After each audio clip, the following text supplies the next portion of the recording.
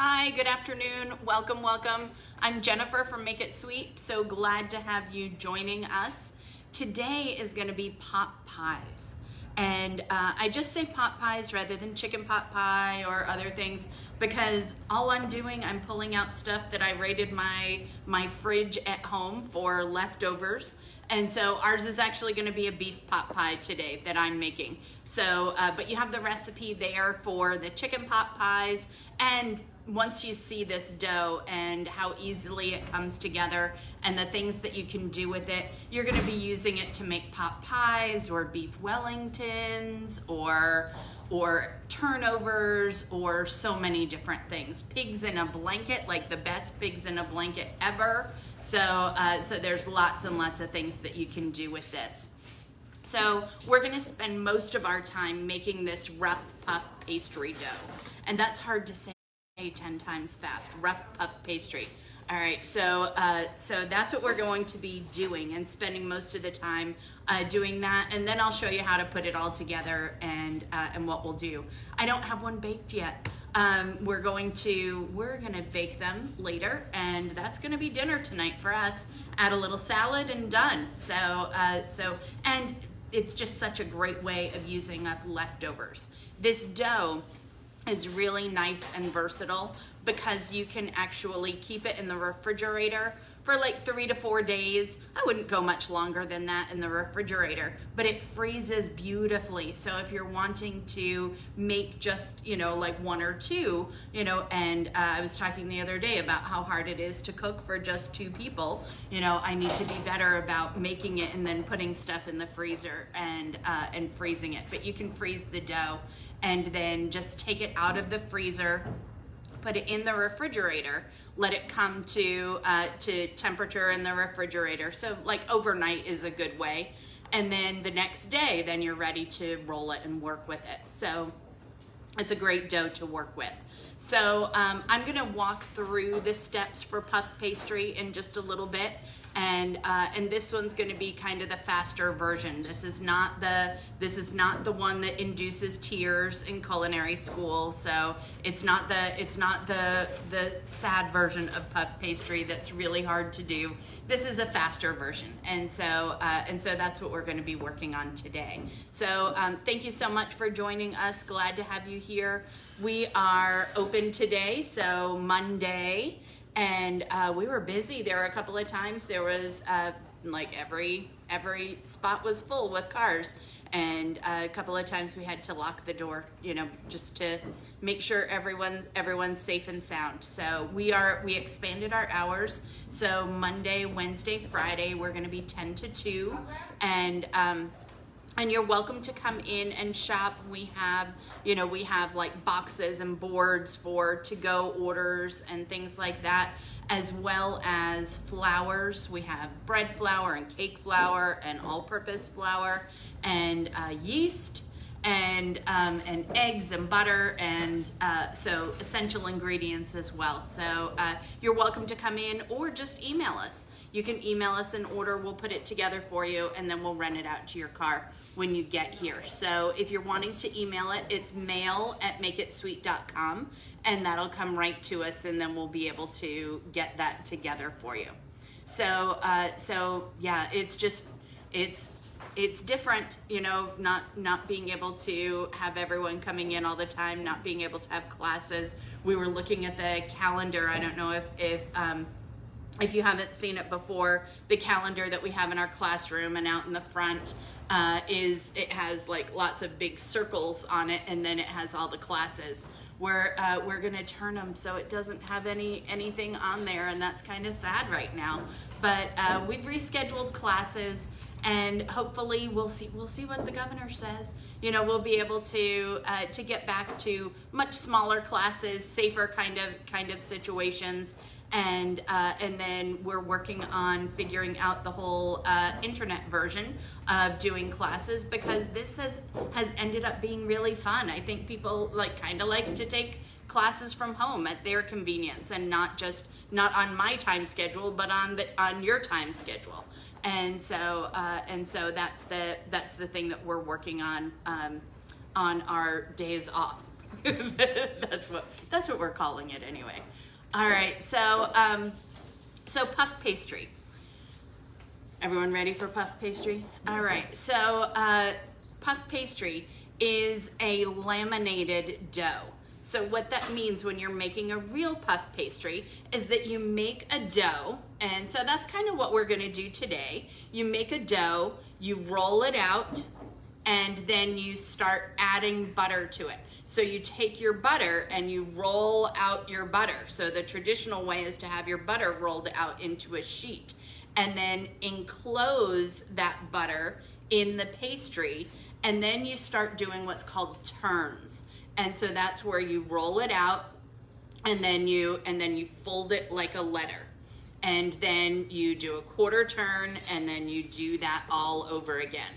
Well, what ends up happening is if the butter starts to melt at all, it's going to start coming out from being enclosed. And that's when in culinary school, they're like, oh, that's not good. That's not a good thing. You don't want your butter coming out. But in culinary school, like the kitchens are so hot. It's so hard to do it. And so there ends up being tears, from a lot of people during puff pastry day. And so it's just not a super easy thing to do. What we're gonna do today is gonna be similar but different. So we're gonna make a dough. We're going to cut some butter into it and then add water. And then we're going to roll that out. And then we have our butter that's grated that we'll be able to add onto thirds. And then we'll do our folds and turns. So we're still gonna have to roll this out a lot. And so you're gonna see me rolling out the dough like 6 times. That doesn't even include the dough that I made earlier. That's the one that we're gonna be able to work with and make the pot pies. So it just takes a while to do it. And you want to make all those turns because that's what creates all those layers. So you know how puff pastry is really, really flaky? That flakiness comes from all those layers of dough on top of each other and having butter encapsulated between those layers. Because then what happens is as it's baking, the butter melts and it leaves a little gap. And so that's what makes it really, really flaky. So that's what we're going for. And flaky puff pastry, rough puff pastry. So that's what's going to go into our pie tins. We're gonna use just 5-inch pie tins to make individual pot pies. You could certainly make it in a regular size pie tin and make a big one, but I like my own personal ones. And we are going to have a bottom crust and a top crust. I can't stand pot pies that like you order someplace or that you get. If it doesn't have a bottom crust, it's not a pot pie to me. It's just puff pastry on top of some filling. So it's just not a pot pie. So we're going to do both of those things, and then I'm going to as it's finished and our dough is done, then I'll go ahead and talk about my fillings and what we're using for that. But that's where you raid the refrigerator and you go and you find that little bit of green beans or the little bit of frozen peas that you have or other things. So that's what I have back here, and a great way to use leftovers and to be able to work with that.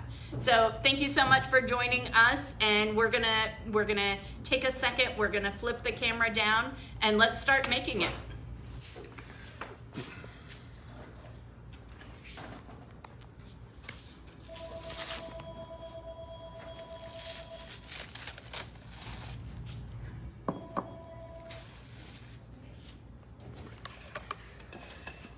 All right, so with this, the important part about this is you want to keep ingredients cold.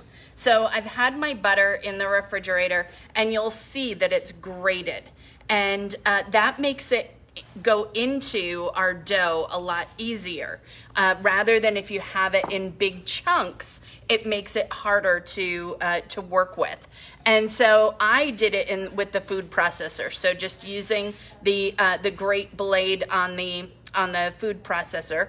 If you don't have a food processor like that, you can always use like a box grater, and so you can grate it like that, and just have your butter really cold from the refrigerator, and then you would be able to grate it and to work with it that way. So I did that before because it's a little bit of a messy process, so I wanted to make sure that part's already done and taken care of. So we're using bread flour, and I know that this is very contrary to what you would think. You think of a pastry and a light fluffy pastry, and you think that it should be like the lightest kind of flour. We actually want the heavier flour, the heavier wheat flour, to be able to hold the structure a little bit more. And so that's why we're using bread flour for this. You could make this with all-purpose flour, and it would be okay, and it would work. But the bread flour gives a little bit more structure to it. So it's 350 grams of bread flour. So I'm just going to turn this on my bowl. Hit tare till I'm on 0. There we go. And then I'm going to weigh in 350 grams. So weight measures are always just so much more accurate, so that's why we use that. What's 350 divided by 120? Randy's going to be my mathematician here. All right, almost 3 cups. So it's almost 3 cups of bread flour.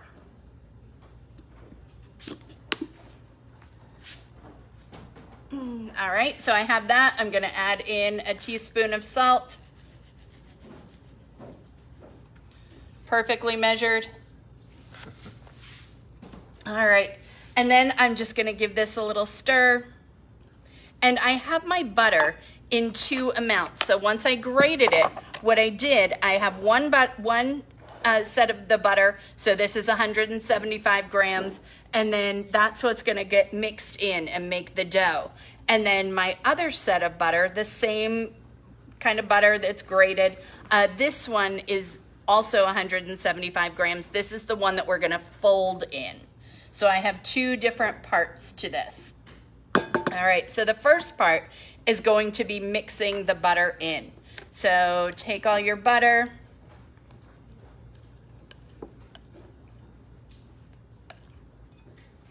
There we go.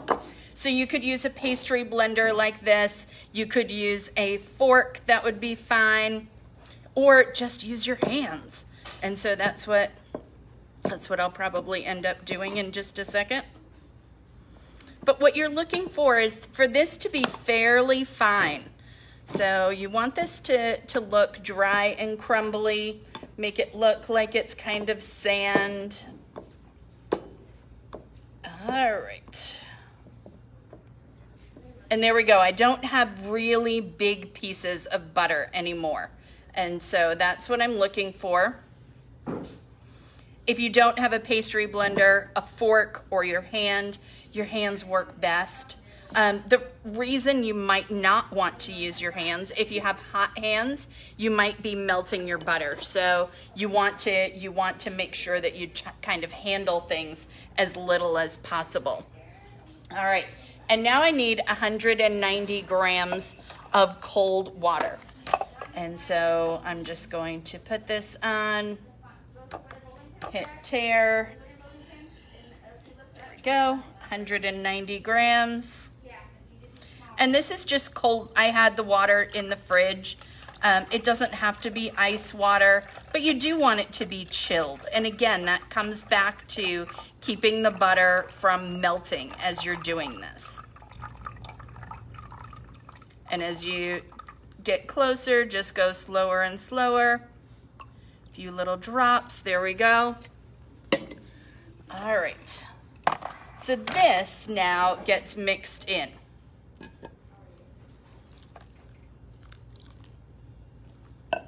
I like to use a fork for this part, or a wooden spoon, that would be fine. Let's just a little messy to get in there with your hands at this point. We'll be doing that in just a minute, so you'll get your hands in the dough. No, don't worry. All right.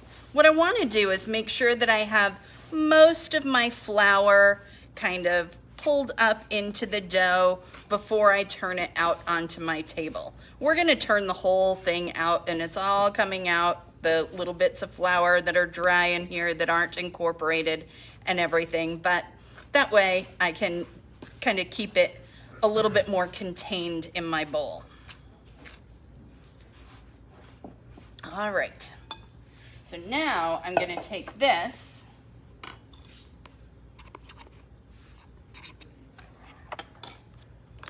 and I'm just going to turn this all out onto my table. And I know it doesn't look like it's going to come together. I know.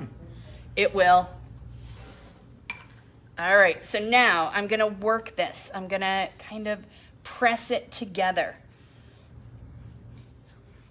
And since the water was cold and my butter was cold, this is a nicely chilled dough. And I don't want to keep my hands on here. So I'm not going to just leave my hands on here. I want to kind of keep working it, but I'm not going to just work it so much that I'm melting the butter in here. And see, I'm using my bench scraper to help me get all of this to incorporate. And so this, you can kind of knead it just a little bit once it starts to really come together. But again, it's the working it part is just not wanting to melt the butter. So that's the big reason you don't want to work it a lot. If it feels sticky, and you'll see I have like some bigger pieces of butter in here, if it feels sticky, a little bit of flour on your hands will help keep that from sticking. And just turn it over. I'm going to get all of these dry pieces to incorporate in here and then be ready to go. All right, we are going to need a little bit of flour on our table before we're rolling this out. All right, there we go. So see, I have almost all of my dry pieces incorporated in here. I can get these last little ones. There we go. Set that to the side for just a second. Just kind of clean up, put a little flour down.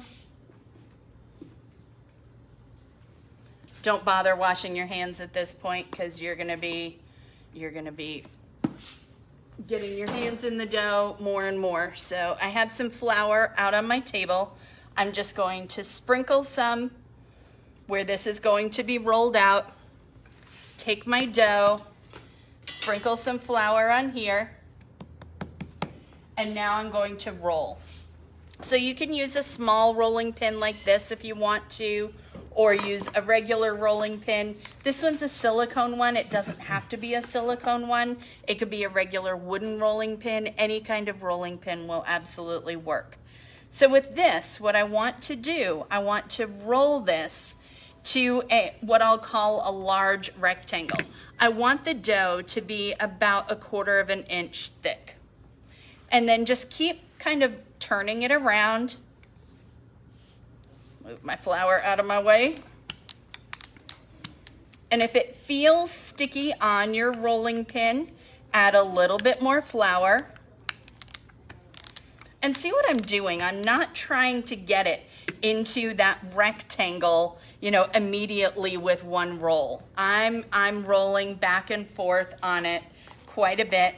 I can use my bench scraper and just keep it blocked in. That'll keep it in a nice uniform shape. All right. And I don't know if you can see, But like I have pieces of butter in here, and that's exactly what you're looking for. You're wanting to see those pieces of butter. So that was why we didn't mix it in all the way, you know, where it still had pieces of butter in there. All right, almost ready. Still a little bit thick. Make sure it's not really stuck on here.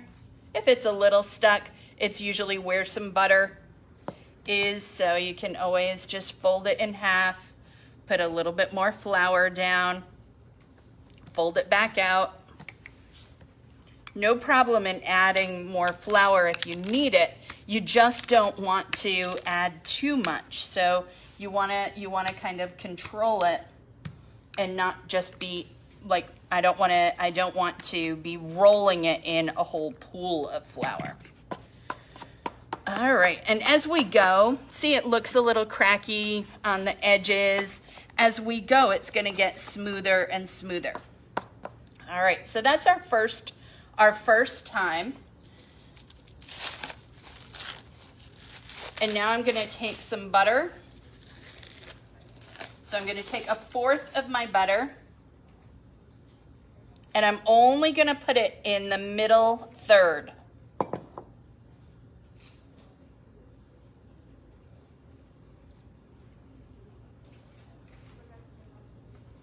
There we go, just kind of spread it out. And again, I don't wanna be touching this too much and melt the butter in my hands. So there we go, just pretty even. And then I want to fold this. So I'm gonna take one side, that's gonna fold up, and then my other end is gonna fold down, and that is our first turn. All right, so now I'm gonna turn it 90 degrees, and then I'm gonna repeat this all over again.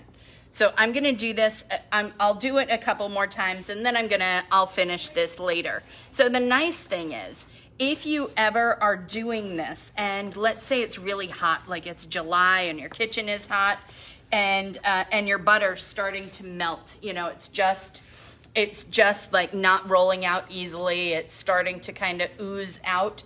What you can do is just stop at any point. So I could stop right here, wrap this, put this in the refrigerator, and then come back like 15 minutes later once it's cooled off, and go back in. And so so that's a really nice thing about this process and doing it this way. So the next time I'm gonna add another 1/4, or what was 1/4 of my dough, or my butter. All right, there we go. So got a nice length to it. Look at that big piece of butter that's encapsulated in there. Agnes said you need to tell the story about doing this in the kids' class. Oh my gosh. Whew. It was in July, or maybe it was June. So this was 2 years ago, maybe. I think I've gotten smarter since then. So I had this grand idea for the kids' classes that my contribution was going to be a puff pastry that we were going to do, and it was like this, the rough puff like this, and then we were going to make pastries with it. Oh my gosh, it was a mess. So you know, you can imagine just 6-year-olds rolling this out and trying to do it. You know, that's hard enough, and then it was hot. The butter was melting. There weren't any tears, but like it was. I don't know whether I was on the verge or Magda was on the verge or the kids were on the verge of tears, but it was kind of crazy. But you know what? In the end, this is the crazy part. Their pastries all looked really good, and they tasted good, and so that was the important part. So the kids were happy in the end, and so it ended up being okay. But it was stressful. We definitely had some champagne after that class and needed it. All right, so there we go. I'm rolled out to a nice big rectangle. another 1/4 of my butter. Puff pastry can be used for so many things. So beef Wellingtons, you can do like use it kind of like a pie crust. You can make like the pot pies, like what we're gonna do, turnovers, pigs in a blanket, and so many things. If you make them with pigs in a blanket and use like little smokies, you're never gonna want to go back to like the crescent rolls, from the refrigerator section. So beware, I'm warning you already. All right, there we go. So see how much smoother this is already? So, and this is just the second, and I have that beautiful dough that looks so nice already. All right, there we go. That was number 2. So this is when you would continue with 2 more times of adding butter. And then after you've done that, 2 more times of adding butter, then you do it 2 times where you're not adding anything else. And so it's just the pastry at that point. And then what you want to do at that point is take this after you're finished and you've added all your butter. Then you want to take this, you want to wrap this in plastic, put it in the refrigerator. It needs to go into the refrigerator for at least 30 minutes before you start working with it. If you try to do this without letting it rest in the refrigerator, the butter's just going to be too soft. It's not going to get the flakiness that you're looking for. So that's why we need that rest in the refrigerator. When you're doing this and you're wanting to kind of keep track of where you are, if you're putting it in and out of the refrigerator, you would put 2 dots in here, and that would let you know that you've done 2 turns. And so that way I know that I need to come back with 2 more turns with the butter. So I'll save my butter, I'll save this, I'll make this later because I'm sure I'll want something with it. And then go from there. But you don't need to see me rolling out 6 more times, or 4 more times and doing that. So that doesn't look very exciting, I'm sure. So I'm gonna wrap this in plastic. Let me just grab a piece of plastic here. Put this in the fridge. And then I'll come back to it a little later. Randy said he has some ordering to do. Can you grab the bottom? Yeah. Randy said he has some ordering to do once we're done with this, so I might just finish up my puff pastry then. There we go. All right, I'm gonna take this and then my butter, put that into the refrigerator, and Randy's gonna grab the one that's in the refrigerator because it's been in there for a little while, and then we'll talk about rolling it out and what we do for that. I'm also gonna talk about the fillings that we're gonna use and sauce and all of that. So give me just a second to clean this up. All right.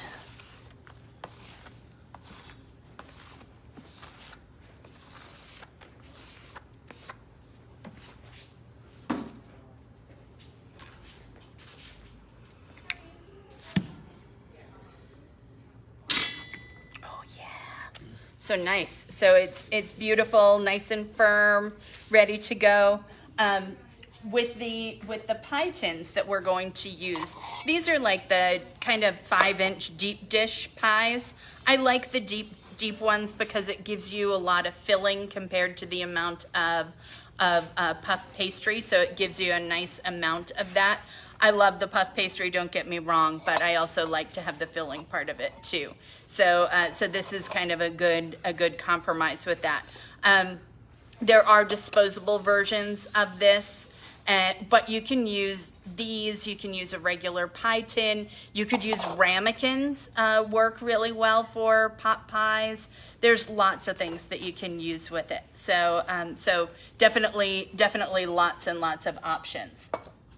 So let's talk about what we're gonna put in here for our fillings. So I made a brown sauce, a gravy. So what this started out as is just some butter, so a couple of tablespoons of butter, and then flour. So I made a roux, so it was fairly thick.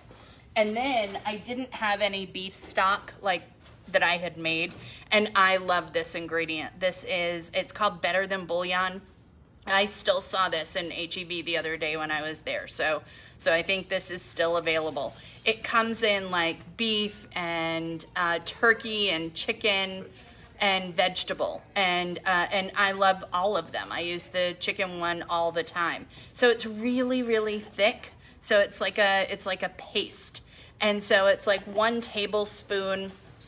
It says 1 teaspoon to a cup of water. I use a little bit more than that. So I use a tablespoon to about 2 cups of water. And so then mix that together. And then I added a little bit of red wine, the really fancy kind, but added some red wine. And so this was just, a wine that you would drink. A little bit of Worcestershire sauce that gives that like umami kind of flavor, that background kind of flavor to it, and then a little bit of heavy cream. You don't even have to add the cream in because it already looks kind of creamy, but that cream just gives it a little bit richer flavor. So then just simmer that for a little bit, and then you end up with your sauce. This is already cooled, which is perfect because that's going to make it easier for me to mix this all together. So I said we were raiding my refrigerator at home. So let's look at some leftovers that we have, and then some other stuff. So the big thing with this is you don't want big chunks of anything. You want it to be cut into smaller bite-sized pieces. So what I have this was some ribeye steak. It was really good at the time, but I'm not good at leftovers. I don't like to just eat leftovers. So here we go. Ribeye steaks going in there. I have some potatoes. This was from that same meal. So these are called Brabant potatoes, and so they're roasted in the oven. And then add a little bit of onion to it, and then a little tiny bit of cream once they're already roasted, and then some chives. Chives are like Randy's favorite thing, so we have chives in every potato dish. And then I did make this. So this was something that I made to go with this. So it's just some carrots and celery and some more onions because I wanted some more flavor to it. So most things need to be cooked. Yes. Like peas, like can go straight from frozen, and that's fine. But like even vegetables like green beans, I did. These were some leftover ones, and so those had already been cooked.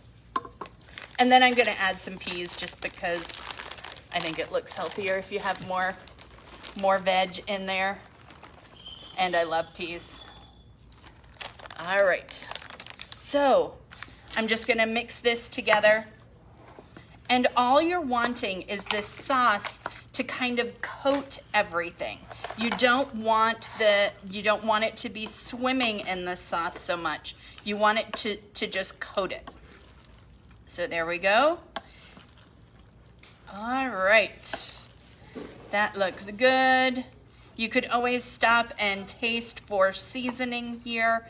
I had already seasoned everything, but you could and see if it needs any more salt or pepper. Here you go, Randy. You can taste for seasoning while I start figuring out our dough here. Is that okay? That's good. Okay, good. I got a thumbs up, so I think we'll be okay for dinner tonight. So, so with this, what I want to do, I'm going to roll this out, but I don't want to, I'm going to be this time rolling it very thin. So about 1/8 of an inch, little bit thicker than 1/8 of an inch. So I don't want to roll the whole thing. And I need to kind of think of how I'm going to be cutting this, because I need a pretty large piece to go into the bottom. So it will cover the bottom and up the sides. So I'm actually going to roll it so that I can cut using my 8-inch pan. And I know it looks like it's so much bigger, but you have to account for all the dough that's on the sides. So I'm going to use that for the inside. And then for the top, I'm going to use my 5-inch cutter and be able to use that. So I'm going to roll just half of this at a time, so that I'm not trying to roll all of it. If my refrigerator was right next to me, I would put my extra dough back in the refrigerator. It's not, so I'm gonna leave it out here on the counter, but you could definitely do that. Grab a bench scraper here. All right. And then when you cut it, you can see all of those layers of the dough that we have made in there. So that looks great.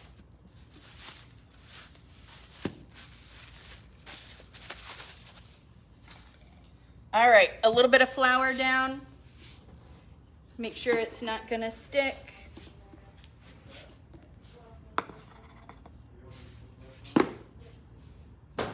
There we go.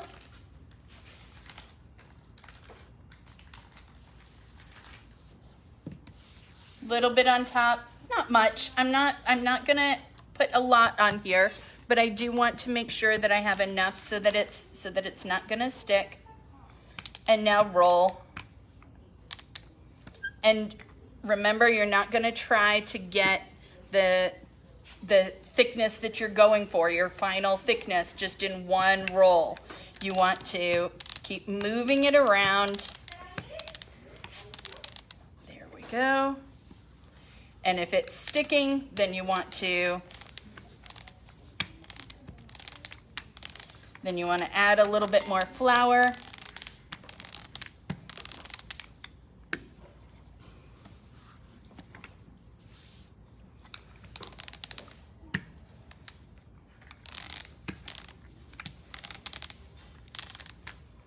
Randy's correcting my seasoning over here. He decided it needed a little more salt, so probably did. I'm usually the salt queen, not him, so I'm sure it needed more salt if he's adding more salt to it. All right, and so see how nicely this rolls out?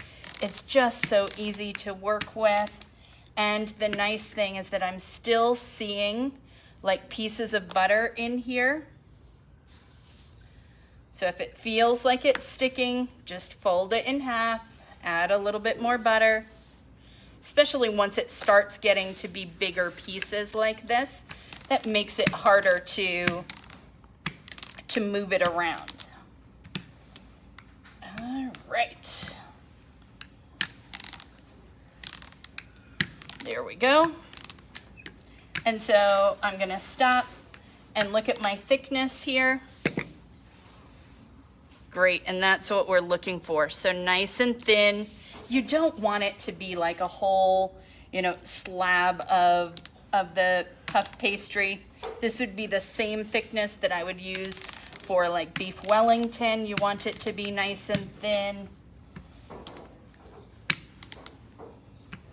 All right, there we go. So now what I'm gonna do before I cut it, want to make sure that it's not stuck on there. And so I'm gonna start, and I'm just gonna use a pizza cutter to go around.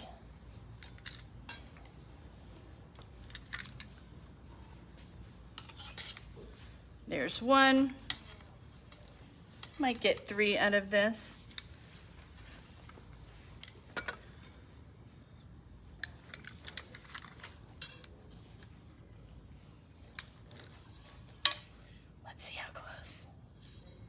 Oh, that's close enough.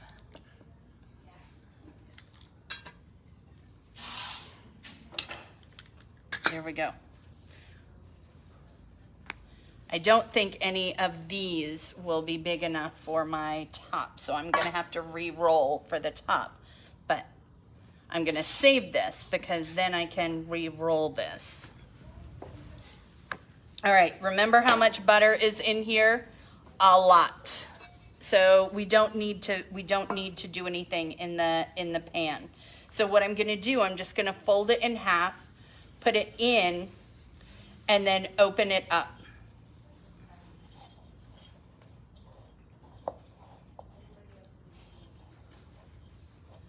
There we go.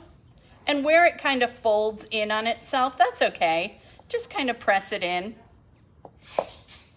And so you can see I'm like right there size-wise.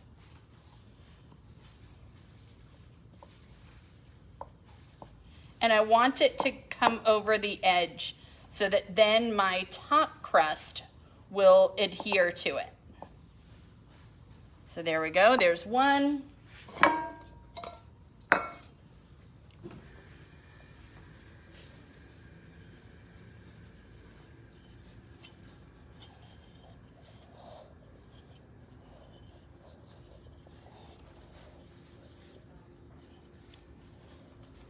So just kind of keep playing with it. You can get it.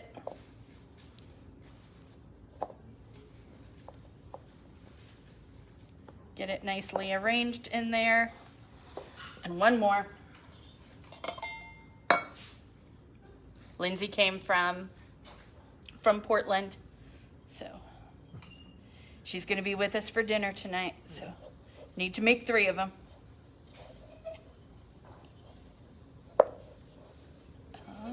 Right.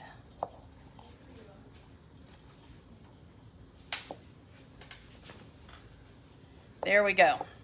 All right, so that is done. I'm not going to worry about my extra on the edges. That's going to come off, but I don't need to take that off yet. So, let me go ahead and fill.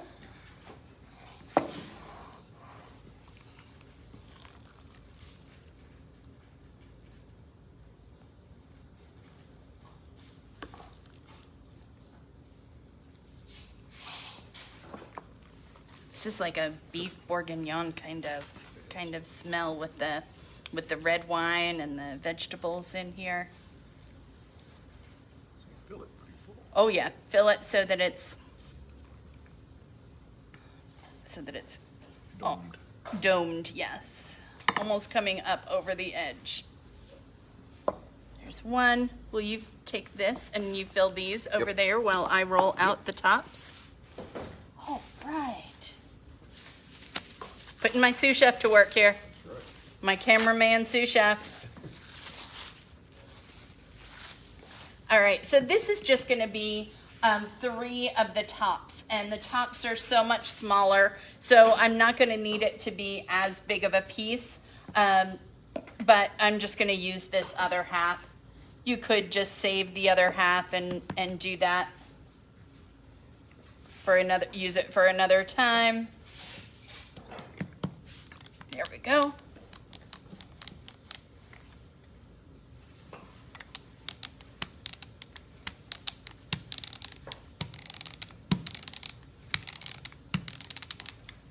And you can see it has, the dough has warmed up a little bit. Did you see how much faster it was rolling out than the first time? That was straight from the refrigerator. That's going to take a little bit more elbow grease to roll out then once it warms up a little bit.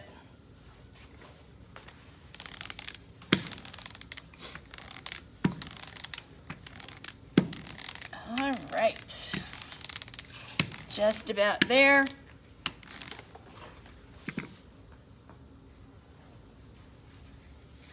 A little bit more flour on here.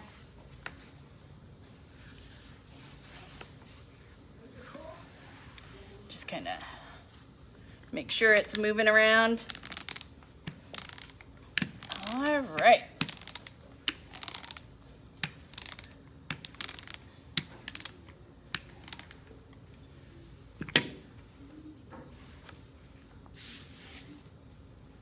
All right, so I need 3 of these for the tops.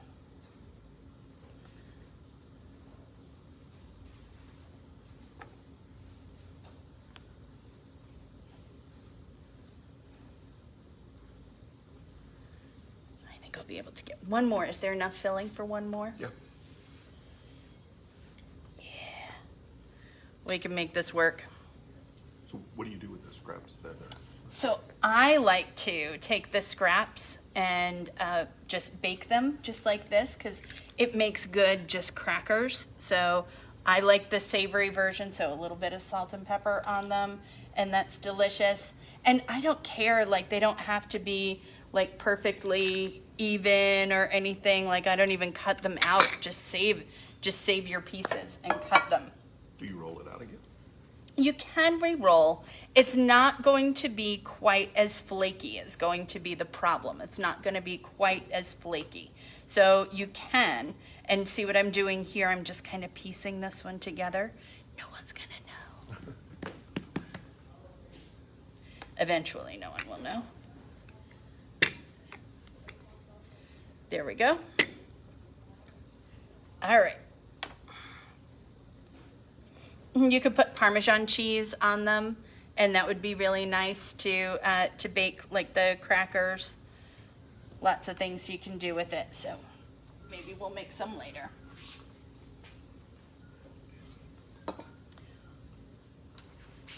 Should have made Randy put the dough in. He's like, no. Not that. You're making me do enough as is.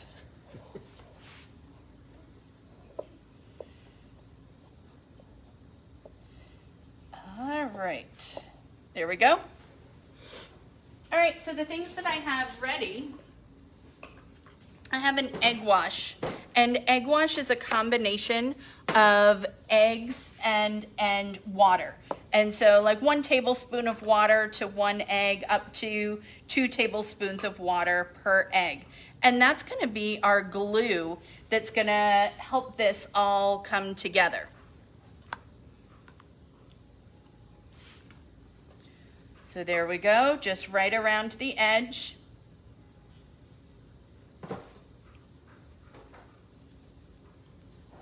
And then I'm going to take the top and put it right over.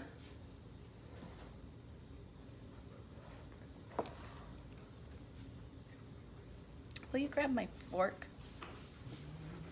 I think you took it already. Sure. Oh, there it is. Okay, good. All right, so I like to just leave it just like this. So I've pressed it in, and now I'm going to take my knife and just go right along the edge. So I'm gonna get rid of all of that excess.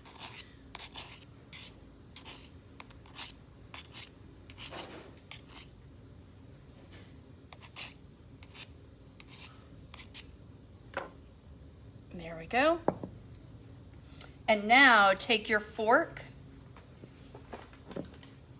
and go right along the edge, and that just crimps it and seals it together.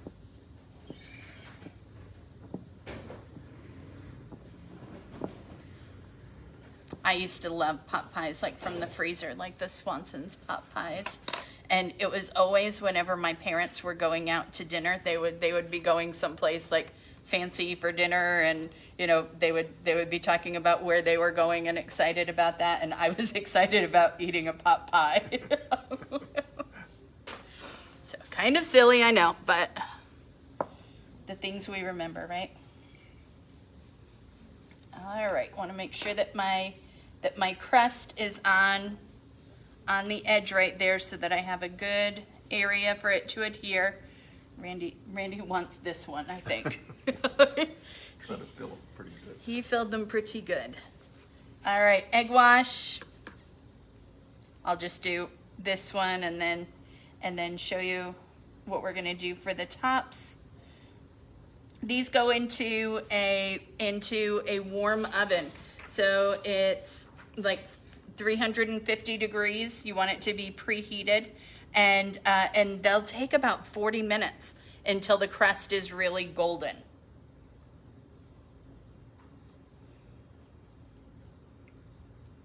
freeze them like this? Sure. Yeah, you could freeze it just like this, and so you could make your own version of Swanson pot pies this way. There we go. All right, so let me cut the edge. Just running your knife up and down. So I'm not trying to just slice it. I'm moving my knife. That gives you a cleaner cut with it. And using the pie tin as the guide for it. All right, use my fork here. Oh, okay. No, we're closed. Well, we're closed 10 minutes. Do you have to shop for you guys, or? So we're open Monday. All right, so think of all the things you could do with leftovers, you know, just makes it so much fancier, so much nicer to have something fun to do with it. You want to vent this just a little bit. So a couple of pricks with your fork. There we go. And then we're gonna brush this just lightly with the egg wash. That'll help it to brown and get that golden color. And there we go. Different sizes cook, bake different times? They would. What you're looking for is the crust to be nice and golden. That's going to let you know. Because remember, everything that's inside, like all of your meats, are already cooked. Your vegetables are for the most part cooked. So you're not worried about that. All you're looking for is for the top to be golden, and that would give you an indication that what's inside is your pastry that's inside is golden as well. So since I'm not going to be baking these right away, I'm going to put these into the refrigerator and then be able to bake them later. I wouldn't want to leave them like this with all the sauce and everything for like a super long time. So like, you know, today is fine, but I wouldn't even want to leave them overnight and then bake them tomorrow, because you run the chance that you're going to have a soggy bottom that way, and you don't want a soggy bottom on your pot pie. All right, we're gonna lift up. I'll finish up the rest of this in just a little bit. All right, so hopefully I gave you some ideas for things that you can do with puff pastry. And you saw it's not hard to do. It takes some time and patience. That's the thing. And let the dough tell you if it wants to go into the refrigerator for a little bit. So if it's starting to, you know, where the butter is starting to kind of ooze, or it's feeling really sticky, that's your indication that you need to put it in the refrigerator for just a little bit. Let it cool off, you cool off, and then come back to it again. So that's the beauty of this, is that you can stop this during the process anytime. And actually, when you're making like real puff pastry, that's how it's done. You want to, the reason we don't and can't do puff pastry during like a regular class is that it goes into the refrigerator for an hour. So you do one turn and it goes into the fridge, and then you do another turn and it goes into the fridge, and so back and forth into the fridge a lot. And so that's what helps to keep the butter from melting and from separating out. So this is much faster for being able to make the rough puff pastry. So I hope you enjoy this and make the pastry, make pot pies, or make a beef Wellington, or make a tart, or make all different kinds of things. You know, like the pigs in a blanket, like I said. So many things that you can make with this, and do lots of different things. So the recipe for the chicken one is right on the sheet. And then I walked through the beef. It's really just whatever you have in your refrigerator. So use up leftovers. It's a great way of hiding leftovers, and then no one knows that it was leftovers, and going from there. So thanks for joining us for this. Let me talk about what's coming up. So on Wednesday is going to be cupcakes, and it's going to be succulents, and that one is just going to be buttercream and all the information is out there with the different tips and things that we're going to use, and that one's not going to be so much a follow along as being able to watch and then refer back to when you're making it. And going through it. I'm gonna see if I can do a dozen cupcakes in an hour, including showing coloring, icing, and making bags and doing that. So we're gonna be speeding along a little bit through that one.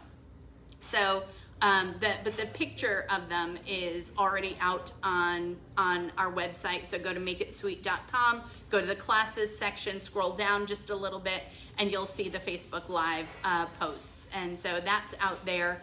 And then on Friday, that's Wednesday at 1 o'clock. And then on Friday at 1 o'clock, we're going to do breakfast breads. So that one, it's actually going to be like a savory version and a sweet version. And so they could be for breakfast. You could use them for other times as well. But you'll see how it's such a nice dough, and it's so easy to work with, and it looks so much more elegant than the work that goes into it.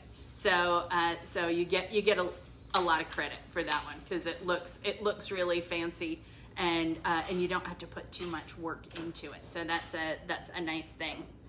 And then we'll figure out next week. I think we had talked about something for Monday.